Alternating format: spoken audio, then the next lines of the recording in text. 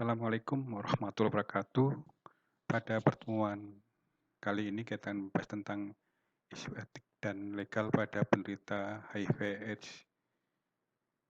Nanti seperti biasa ada beberapa pertanyaan yang harus dijawab secara sederhana sesuai dengan materi ini. Pada dasarnya kenapa kok isu legal ini jadi masalah? Karena beberapa pasien itu banyak keluhan terkait dengan stigma masyarakat yang jelek, diskriminasi, masalah di tempat kerja, dan lain-lain. Jadi itu masih mitos-mitos atau pengalaman ya masyarakat bahwa penderita HIV/AIDS itu identik dengan perilaku yang tidak baik. Maka di awal pertemuan kuliah ini saya sampaikan, ya, belum tentu pasien dengan HIV/AIDS atau ODA, orang dengan HIV/AIDS itu berperilaku tidak baik. Nggak mungkin karena kecelakaan kerja atau korban pemerkosaan atau tidak tahu bahwa tertular dari orang lain. Oke, jadi untuk itu perawat perlu memastikan diri bahwa tindakan telah sesuai dengan tenaga kesehatan. Ada 6 asas etik. Jadi pertama asas menghormati otonomi klien. Jadi ini sangat penting karena untuk cek HIV pun ya itu harus disetujui oleh pasien, tidak serta-merta harus diambil, dicek, nggak bisa seperti itu. Jadi harus ada inform consent-nya. Jangankan dicek, setelah dicek pun boleh nggak diketahui orang lain, termasuk dengan pasangan hidupnya. Boleh diketahui oleh suami, istri atau tidak itu ada inform consent-nya. Asas kejujuran, saya kira ini cukup penting karena selain perilaku yang bisa dijelaskan oleh pasien, juga kita perawat harus jujur juga bahwa ini yang diderita, gitu. Dan akan tentunya untuk melakukan langkah-langkah selanjutnya. Dan tidak merugikan ya, siapa sih yang mau dirugikan ya. Jadi artinya bahwa kalau kita menjelaskan salah, maka pasien akan rugi atau bahkan keluarganya. Gitu. Manfaat, jadi saya kira apa yang kita lakukan harus bermanfaat, kerahasiaan tadi kita harus merahasiakan, nah, termasuk juga keadilan. Jadi tidak boleh membela sana sini atau karena pengaruh apapun kita tidak melakukan keadilan. Jadi harus tetap prinsip etik ada empati. Ikut merasakan berita sesama termasuk ODA dengan penuh simpati, kasih sayang, dan kesediaan untuk saling menolong. Artinya bahwa kita harus merasakan bahwa menderita ODA pun ya butuh kasih sayang, harus ditolong dan seterusnya. Maka prinsip empati ini harus dijalankan. Solidaritas secara bersama-sama membantu meringankan dan melawan tindak ketidakadilan yang diakibatkan oleh HIV/AIDS. Itu kan banyak sekali sekarang di tempat kerja yang karena positif maka dikeluarkan, itu ya, dari tempat kerjanya. Padahal kalau kita tahu penularannya seperti apa, maka tidak mungkin akan dikeluarkan. Cukup menjauhi apa yang tidak boleh dilakukan. Bertanggung jawab mencegah penyebaran dan memberikan. Jadi kita harus bertanggung jawab pencegahan itu. Nah, alasan menghindari tes HIV. Jadi banyak sekali orang dengan atau yang resiko itu menghindari pemeriksaan. Karena dari penelitian itu 47% itu karena takut stres. Nanti saya jadi mikir nggak doyan makan dan sebagainya. Takut bunuh diri ada 20%. Ya, ditakutkan karena dia tahu bahwa penyakit itu mematikan, misalkan terus pengen bunuh diri. Karena stigma masyarakat jelek jadi pengen bunuh diri. Karena dikucilkan dari masyarakat ingin bunuh diri dan seterusnya. Tidak merasakan berkepentingan. Ya untuk apa sih saya dites? Toh itu saya yang sakit. Nah, padahal itu penting dites karena biar pencegahannya atau sosialnya atau misalkan menjalin komunikasi dengan keluarga seperti apa dan seterusnya.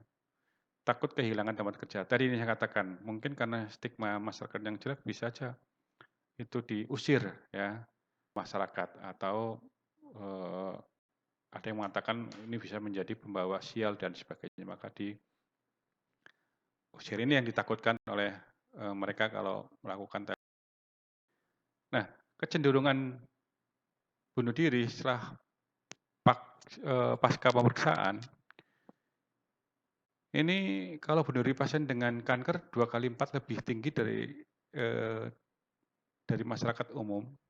Kecenderungan bunuh diri ODA 66 lebih tinggi. Jadi kalau kanker paling-paling 4 dibandingkan yang lain gitu kan. Kalau di masyarakat ada bunuh diri itu karena kanker itu 2 sampai 4 kali ya. Misalkan kasus bunuh diri di wilayah ini ada 10 misalkan. Kalau kanker ya sekitar 40 gitu atau 20 sampai 40. Kalau ODA itu bisa 66 lebih tinggi. Ya kalau di situ ada 10 berarti sekitar 600 ya yang bunuh diri. 90% perilaku bunuh diri mendekati gangguan jiwa. Jadi itu pasti ya kalau udah bunuh diri berarti ada gangguan jiwa karena tidak bisa mengendalikan diri terkait dengan masalahnya. Nah, kerahasiaan status HIV terdapat kecualian di mana rahasia itu dapat dibuka misalkan berhubungan dengan administrasi.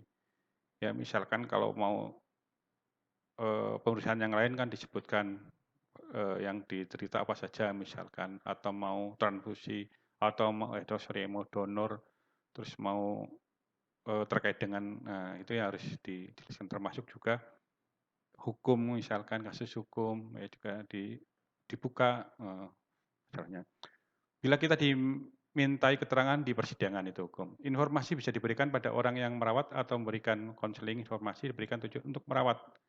Jadi ya informasi itu kan perawat belum perlu tahu ya. Oh kamu ada HIV positif, maka perawatannya adalah seperti ini dan lain-lain. Saya kira tidak hanya HIV, semua pun seperti itu. Kalau penyakit menular ya kita harus tahu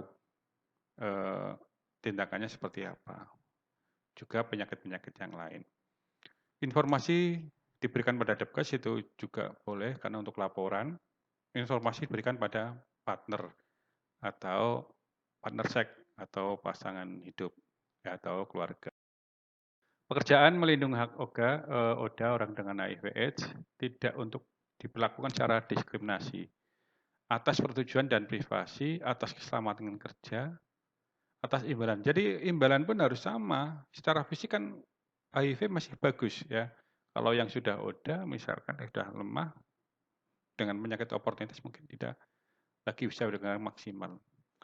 Telah disepakati tes screening HIV tidak boleh menjadi persyaratan untuk masuk. Jadi kalau sudah di naker ya atau departemen yang lain yang terkait dengan pekerjaan itu sudah tidak boleh ada screening HIV sebetulnya. Ya. Jadi kalau yang HIV tidak boleh bekerja. Tapi sekarang masih ada beberapa daerah yang melakukan itu. Nah, stigma dan diskriminasi masyarakat itu, stigma cap buruk ya, tindakan memvonis seseorang buruk moral perilakunya sehingga dapat menyebabkan penyakit. Nah, tadi saya katakan, kan karena perilaku biasanya, tapi kan belum tentu. Ya tadi saya katakan karena korban, karena kecelakaan kerja, dan lain-lain. Biasanya dianggap memalukan untuk alasan tertentu dan sebagai akibatnya mereka dipermalukan, dihindari, didiskreditkan, ditolak bahan, ditahan atau dipasung lah seperti itu. Ya sampai seperti itu stigma mas. Faktor yang berhubungan kurang terimanya ODA adalah HIV berhubungan dengan perilaku yang menyimpang, seks sama jenis misalkan, penggunaan obat terlarang, seks bebas, HIV diakibat oleh kesalahan moral sehingga patut mendapatkan hukuman. Ini yang tadi saya sampaikan. Ya. Diskriminasi menurut UNAIDS sebagai tindakan yang disebabkan perbedaan menghakimi orang berdasarkan status HIV. Mereka baik yang pasti maupun yang diperkirakan. Itu. Nah, yang lain adalah persetujuan berpartisipasi dalam riset kesehatan. Oke lah, kalau kita mau penelitian kan sudah tahu harus ada bisa menolak, terus tanggung jawab seperti apa, terus perlindungannya seperti apa, itu di inform consent itu di kuesioner harus dijelaskan. ODA kaitan dengan riset berhak untuk atas inform consent tadi saya katakan secara sukarela berdasarkan pengetahuan tentang risiko dan keuntungan berpartisipasi. Jadi kalau ikut itu resikonya apa, tidak ikut resikonya apa. Jadi ini yang harus diperhatikan.